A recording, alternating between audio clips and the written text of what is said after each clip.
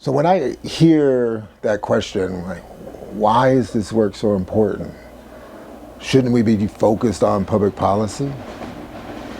Shouldn't we be focused on, or force ourselves to focus on systems, system reform?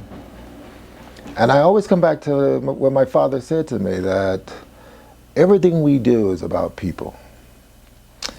And it's one thing that I've come to realize is that the people who do the work, just like the people who are impacted by the things that we're trying to address, we experience bruises, wounds, some visible, some invisible.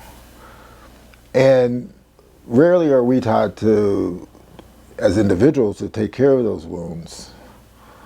We most certainly are rarely taught to take care of each other. And it's the wounds, I feel, that create the divisions. Sometimes those divisions are internal. In some cases, there are divisions that separate us from others who are doing the work. If we're to truly be a movement that moves forward, that achieves some success, I feel that we have to create the conditions where we see one another. And as my father said, we see each other as people, as human beings. We see each other's humanity. So healing is about opening our eyes up again, looking within, so introspection, looking outwardly. And if we do that and we do that well, we create the conditions for the type of healing that's going to bond us together. And if we're bonded together, even across some deep, deep, deep wounds, right? We bond together, heal together. We create the conditions for collective growth, collective progress. We're in a time now. Our children, many of them, are afraid to go outside. I grew up in the streets. I'm still in the streets. I'm not afraid of anything at any time of the day or night in Chicago. But a lot of young people are afraid to go to school, afraid to go outside. They can't go to the parks or the playgrounds. And so I do this work to reach community, to touch communities.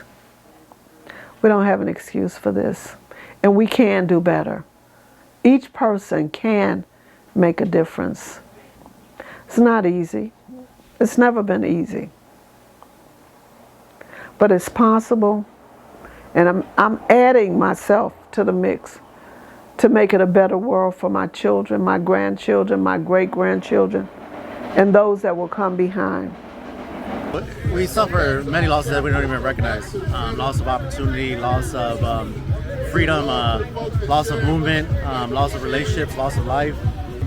Nowadays, healing in the hood for me is those of us that know better, that have come from these communities to give back and help people recognize what they've gone through. And that trauma is not normal and it's not a choice. It's something that's forced upon you. And I think that once you realize that, it makes things a little easier.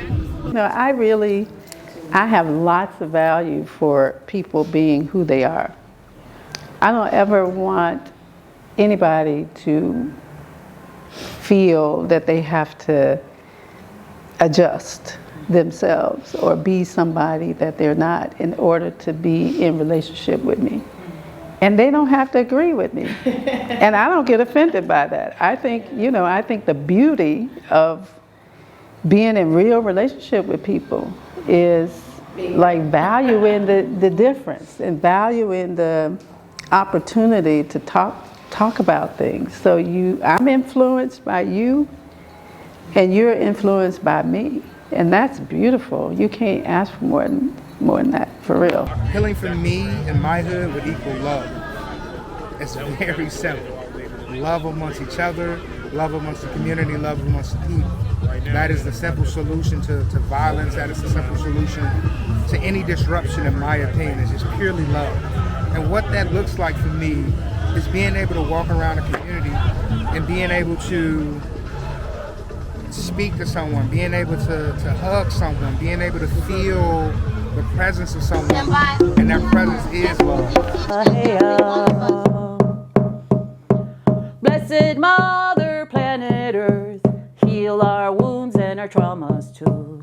Loving Mother, full of life, gift us the tools that we can balance our lives. Hey ya, hey ya, hey ya. One thing that being a part of TRHT encouraged me to do, or it facilitated the process for me to be more aware of the people that surround me and to try to engage with them in a positive way, in a way where we can see each other as equals and as common folk. So I try to be more mindful about smiling at people, about starting conversations with people regardless of their racial background. And that has allowed me to have positive experiences.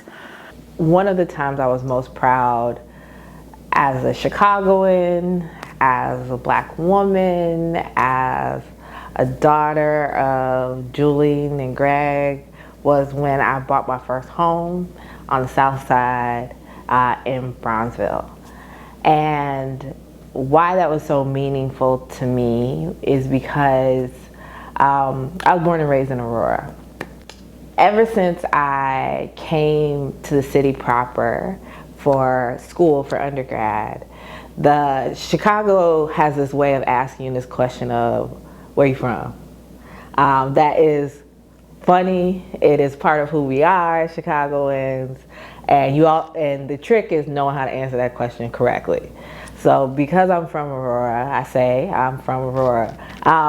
But the reality of being from Aurora for me is that my roots are from Chicago proper. My roots are from Mississippi.